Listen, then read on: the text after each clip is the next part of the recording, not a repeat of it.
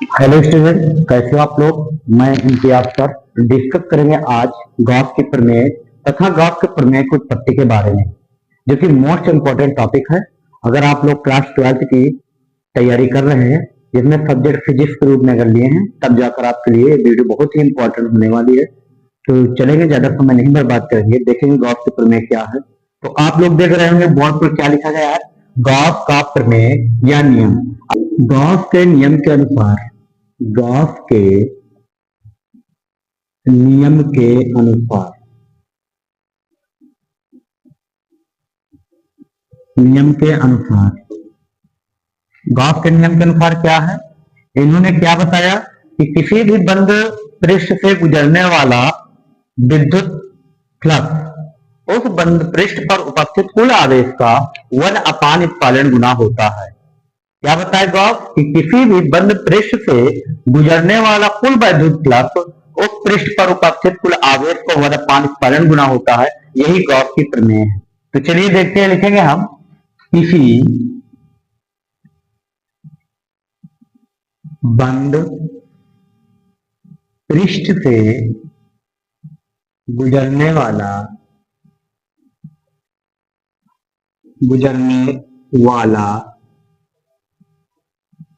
क्या गुजरने वाला विद्युत फ्लक्स उस पृष्ठ पर उपस्थित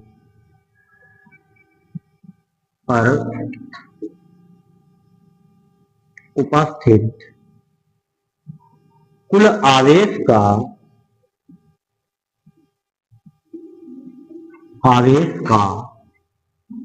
1/epsilon गुना होता है। कितनी बात क्लियर हुई आपको। गॉस के नियम की उत्पत्ति, गॉस के नियम की उत्पत्ति।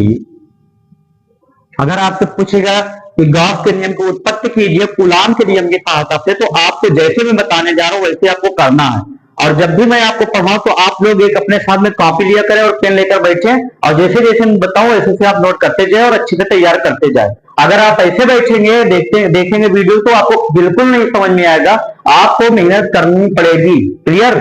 तो आपको करना क्या है, एक पेन और कॉपी लेकर बैठे, जो भी बताया जाए उसको आप नोट करते जाए, जिससे कि आपकी अच्छी खासी बेहतर तैयारी हो सके। तो चलेंगे देखें गॉस के नियम की उत्पत्ति किसके नियम की सहायता से, कूलाम के नियम की सहायता से। कूलाम के नियम की सहायता से ये आपका क्या हो जाएगा, हेडिंग हो जाएगा। तो करना क्या है आपको, ये क्या होगा बच्चों, आपकी एक वो हो जाएगी गॉस के नियम की उत्पत्ति कूलाम के नियम की सहायता से। सबसे पहले हम इसको करने से पहले हम एक फिगर बनाएंगे और बिना फिगर का हम डेरिवेशन नहीं करेंगे। तो मान लिया कोई बिंदु क्या है, यहाँ पर ओ है। मान लिया कोई बिंदु क्या है बच्चों, ओ, जिस पर प्लस क्यू आवेश स्थित है। इस पर क्या स्थित है, प्लस क्यू आवेश। और ओ से कितनी दूरी पर, आर दूरी पर, ओ से आर दूरी पर, आर दूरी पर कोई गॉसियन पृष्ठ है। ठीक है। तो यहां लिखेंगे कि माना बिंदु, माना कोई बिंदु, माना कोई बिंदु ओ है। क्या है, ओ, जिस पर प्लस क्यू आवेश स्थित है। माना कोई बिंदु क्या है बच्चों, ओ है, जिस पर प्लस क्यू आवेश स्थित है। बिंदु ओ से, बिंदु ओ से आर दूरी पर, बिंदु ओ से आर दूरी पर कोई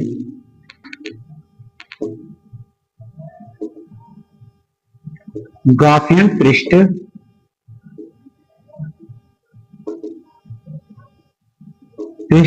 है, स्थित है। इस पर इसी मतलब और कोई गॉसियन पृष्ठ है और इस पर कोई बिंदु P है जहां पर विद्युत क्षेत्र की तीव्रता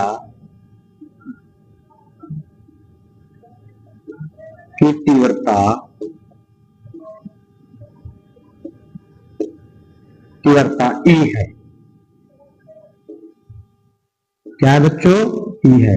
तो आपको लिखने वाला काम कर लेना है। अब करने के बाद आप लोग देखेंगे कि यहां से हम और यहां से यह एक हो जाएगा अल्पांश क्षेत्रफल। इसका मान लीजिए पूरा क्षेत्रफल जो पूरा एरिया है ए है और ये इसका जो एरिया है ये क्या है बच्चे? डीए है। ये क्या है? यहाँ पर ये डीए है और यहीं पर हमें बिंदु P है और यहाँ हमें विद्युत क्षेत्र तीव्रता E दिया गया कि E है। क्लियर? अब लिखेंगे क्या? हम लिखते हैं प्लस Q आवेश के कारण बिंदु P पर प्लस Q आवेश कारण बिंदु P पर विद्युत क्षेत्र की तीव्रता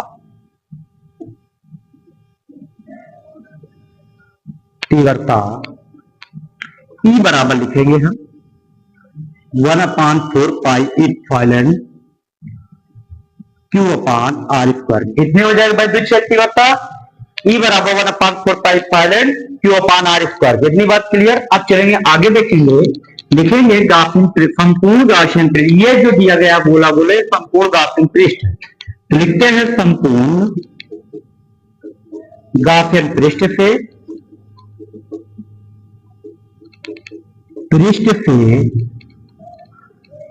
गुजरने वाला क्या? कुल विद्युत फ्लक्स। कुल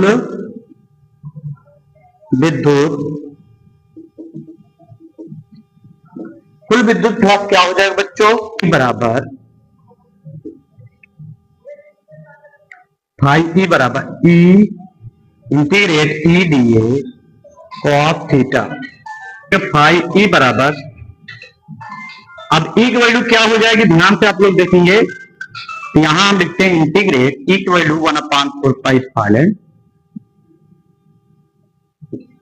Q अपान R square DA cos theta. इतनी बात लिखेंगे। फाई E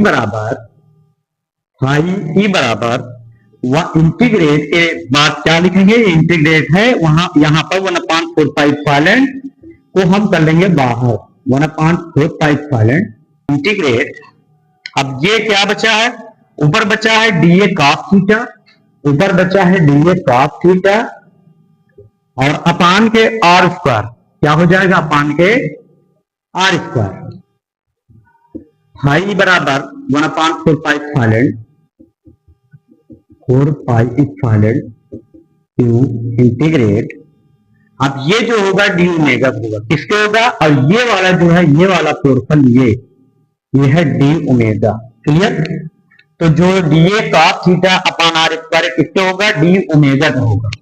तो लिखेंगे फाई E बराबर 1/4 पाई इप्सिलॉन Q और डी ओमेगा किसके हो जाएगा बच्चों? ये हो जाएगा ओमेगा से। किसके होगा? ओमेगा। तो लिखेंगे फाई E बराबर 1/4 पाई इप्सिलॉन Q इंटू और ओमेगा बराबर होगा, यहां लिख देंगे ओमेगा, क्योंकि ओमेगा बराबर ये होता है ओमेगा घन कोण किसके बराबर होता है? 4 पाई के। तो जहां ओमेगा है वहां हम लिखेंगे 4 पाई। ठीक, क्लियर? अब इस 4 पाई से इस 4 पाई को क्या कर देंगे? हम काट देंगे। इस 4 पाई से इस 4 पाई को क्या करेंगे? हम काट देंगे। तो फाई E बराबर कितना हो जाएगा? फाई E बराबर हो जाएगा 1 बचा इप्सिलॉन और ये कितना बचा? Q। या इसको लिखेंगे फाई बराबर, यहां लिखेंगे Q अपान इप्सिलॉन के। और आप लोग देख रहे होंगे Q इप्सिलॉन, तो गॉस ने जो बताया था कि वर अपॉन पालन गुना होता है कुल आवेश का, तो आप लोग देखिए उनका यहाँ पर एक नहीं शो किया गया था, तो मैं शो कर दे रहा हूं, फाई ई बराबर क्यू अपॉन इक्विवेलेंट। अगर आप लोग इसको स्टार्टिंग में लिखना रहेगा फाई ई बराबर क्यू अपॉन इक्विवेलेंट। क्लियर? यही गॉस की प्रमेय, यही क्या है, यही गॉस की प्रमेय है। तो अगर आपसे पूछा जाएगा कि गॉस के प्रमेय किसे कहते हैं, इनके प्रमेय को उत्पत्ति कीजिए, तो आप लोग सबसे पहले क्या लिखेंगे, लिखेंगे गॉस का प्रमेय या नियम। गॉस के नियम के किसी बंद पृष्ठ से गुजरने वाला विद्युत फ्लक्स उस पृष्ठ पर उपस्थित कुल आवेश का वर अपॉन इक्विवेलेंट गुना होता है। यहाँ पे जरूर लिखना है फाई ई बराबर क्यू अपॉन इक्विवेलेंट। ठीक है, ये लिखने में गलती थोड़ी हो गई थी, इसको मैं फिर से बता दे रहा हूँ, फाई ई बराबर क्यू अपॉन इक्विवेलेंट। इसके बाद गॉस के नियम की उत्पत्ति, कूलाम के नियम सहायता से जैसे आपको डेरिवेशन बताया वैसे आपको बोर्ड एग्जाम में करना रहेगा। अगर आप लोग अभी तक मेरे चैनल पर नहीं सब्सक्राइब किए, सब्सक्राइब करें, वीडियो को लाइक कर दें, इतना ज्यादा हो सके अपने दोस्तों के साथ शेयर करें।